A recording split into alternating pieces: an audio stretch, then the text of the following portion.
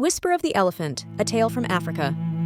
In the heart of an African savanna, where the sun painted the sky with golden hues and acacia trees stretched their arms to the heavens, there lived a young boy named Tamu. Tamu was unlike other children in his village. He had never spoken a word since birth. Some believed he was cursed, others thought he was simply broken. But Tamu's mother, Mama Deka, knew better. "His voice is there," she would say softly, brushing his hair as he gazed at the horizon. "He is just waiting for the right moment." Tamu spent most of his time in nature, watching the clouds drift, listening to the wind rustle the grasses, and observing animals with silent fascination. But above all, he loved elephants. They were majestic, graceful, and seemed to speak in a language he almost understood. Every morning, he would walk quietly to a nearby watering hole where a small herd of elephants would gather. There, he would sit under a tree and watch them, day after day, year after year. One day, word came that the land was in great danger.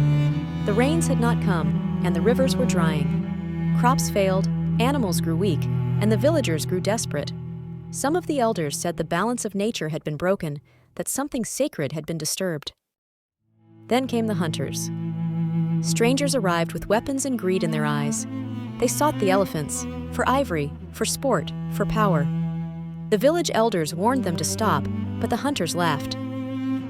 "Just beasts," they said. "What harm is there in taking a few?"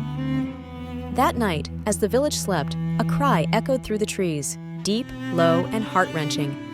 Tamu woke with a start. He ran barefoot to the watering hole and found the elephants, but one was missing. The great matriarch, the oldest and wisest among them, lay still under the moonlight. Her tusks were gone.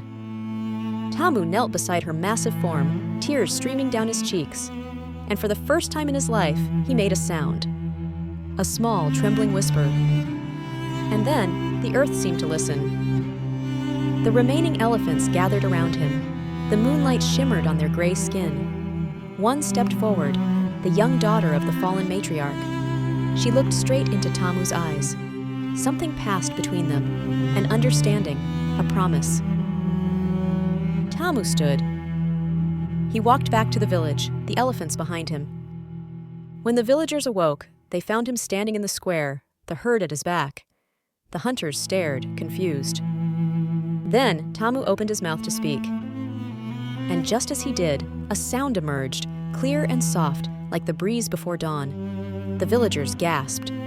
Tamu, the boy who had never spoken, was speaking. Then, as if the world itself paused to listen, the air stilled. No birds sang, no leaves rustled. There was only Tamu, standing tall before the great mother elephant, his voice echoing gently through the quiet morning. The elephant gazed into his eyes, deep and ancient, as if seeing not just a boy, but a soul who had always understood. Slowly, she turned toward the open plains. Without a word, without a sound, she began to walk away. The herd followed. But before disappearing into the golden horizon, the mother elephant stopped once more. She raised her trunk to the sky, graceful, proud, and in that very moment, a single raindrop fell from the sky. Then another, and another. The clouds gathered as if answering an ancient call. The drought had ended. The villagers laughed and wept, children danced under the gentle rain, and Tamu lifted his face to the sky, eyes closed, smiling, not because he had found his voice, but because he knew now that he had always been heard. The whispers he once shared with the wind had become the voice of hope.